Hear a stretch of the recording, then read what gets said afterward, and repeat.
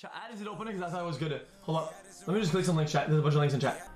I'm watching my video. I'll go if you go to a Google map of Rio de Janeiro and put it into 3D mode, you can see what the city looks like as it was designed by urban planners. But you'll notice parts of the city that don't look like the rest. Here's a link, please watch it. It's pretty funny. Smile. Okay, man. See the difference? The people who live in these parts of the city with the clean lines and the well thought out design are called people of the asphalt. The people who live in these parts of the city are called people of the hill. Even though the people of the asphalt and the people of the hill live closely intertwined throughout the city, they live vastly different lives. These informal communities that look like houses stacked on top of each other, sprouting out of the jungle, are called favelas, home to both vicious drug gangs as well as some of the most peaceful, creative, and resourceful people in Rio. It's not even gonna take such a quick. Do you have to buy land and like houses? Is it the same way how it works? I want to show you what they look like on the inside. Is it expensive? Because Rio is like isn't one like a very famous city? Is it expensive? A favela is a community that was built without any oversight of a public authority. No zoning, no building codes, no public services. These places just kind of grew out of the hills over time thanks to two main factors. Holy shit, is that right? Hold up, sorry about that. Sorry for just stopping video.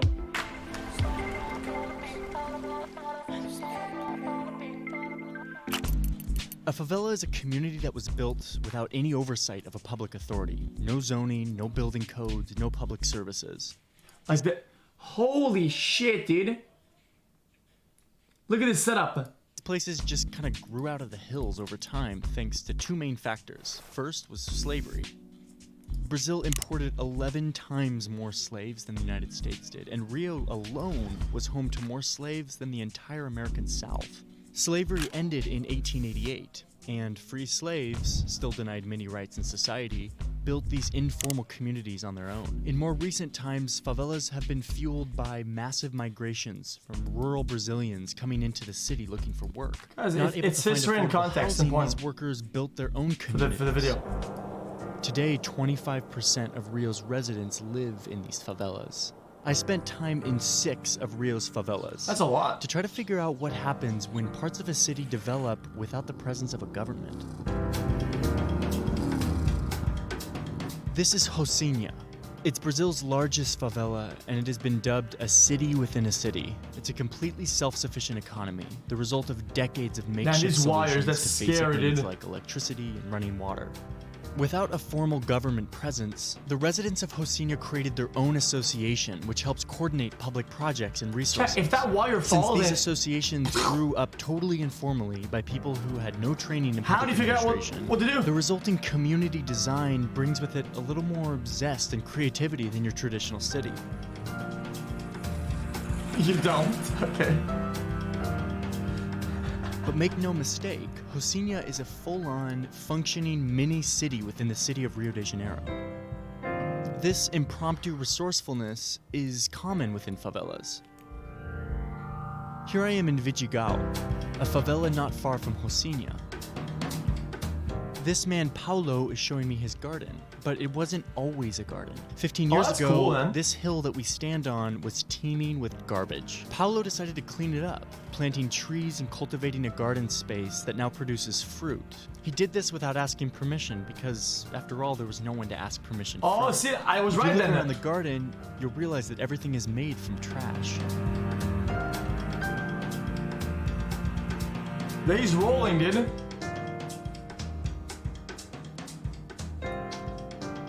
On the other side of the city is a favela called Maré. People in this community have created art centers for young people to come and learn new skills. They also support established artists to create projects around the city that explore and communicate life in the favela. Here they are building a model of their favela out of recycled wood.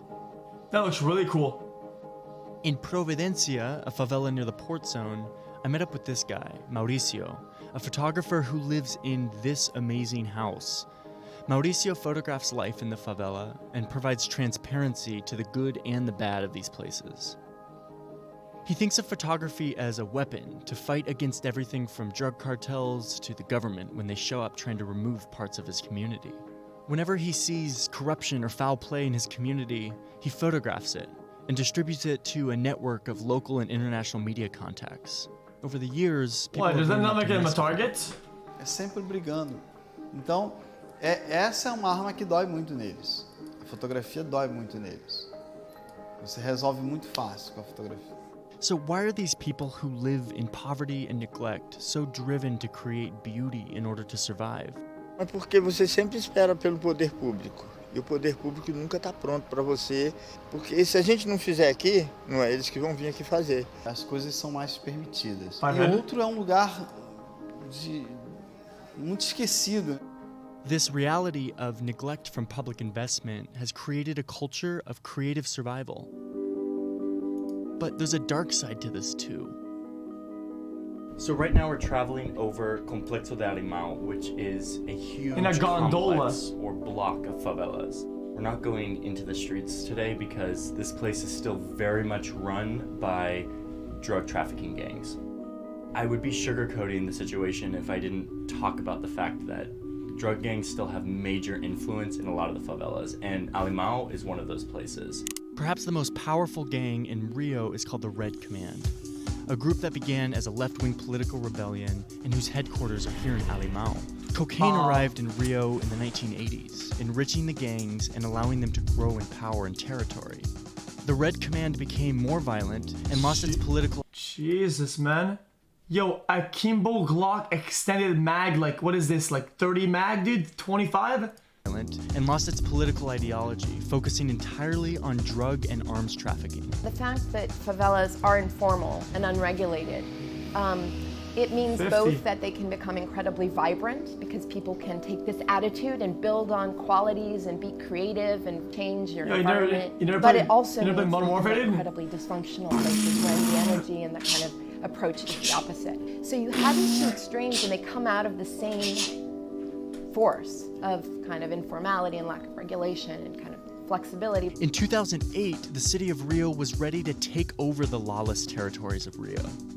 They assembled a special force of police officers to enter the favelas and drive out the gang influence. They called this process pacification of the favelas. But this gets tricky really fast. Does it get to There's us been here? this big Not to us, I discussion in don't the think. United States about police brutality. But Brazil is on a whole different level when it comes to police violence and corruption. Human Rights Watch estimates that US police kill 1 person for every 37,000 arrests. In Rio, they say that number is 1 in every 23 Holy arrests. shit, So you can dude! see why some felt skeptical of letting the police come into the favelas to try to restore order.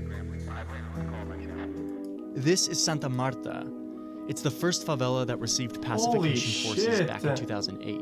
It also happens to be the place where Michael Jackson decided to shoot a music video. 4%. Caramba, era muito violenta. Uma comunidade muito violenta, um poder That's a good armado song. muito forte aqui, né? Tinha dia de tiroteio começar de manhã e terminar à noite, em pleno na praça. Depois da pacificação, foi a zero. Chegou a zero. What about internet? Is there any Pacification internet in worked there? for Santa Marta and a few other favelas for the first few years after 2008. But this favela is small, and the city dedicated its best police forces to the job. It's been a whole different experience in places like Alimão and other bigger favelas. Many of the favelas that I visited that had apparently been pacified were very clearly still under the influence of the Red Command. So was a while good there have video. been some successes in pacification, the city still has a huge challenge ahead of it in taking control of these places. International attention paid to favelas is usually directed towards the conflict between the gangs and the police. There's movies and video games about this. This problem has been perhaps disproportionately amplified across the world. But while gang violence is certainly a problem, it represents one small slice of the favela experience. What seems to me as the more striking and interesting aspect of favelas are the thousands of men and women who are thriving in creative ways, in spite of being neglected by their government. Makes sense. Oh. Guys, that was a good video. Chat, why is this chat acting weird? Guys, can we stop molding? Guys, it's so weird, dude. Stop molding, dude. clean the chat, dude. xQcOW. Okay. The diffuser chat one of my favorite videos.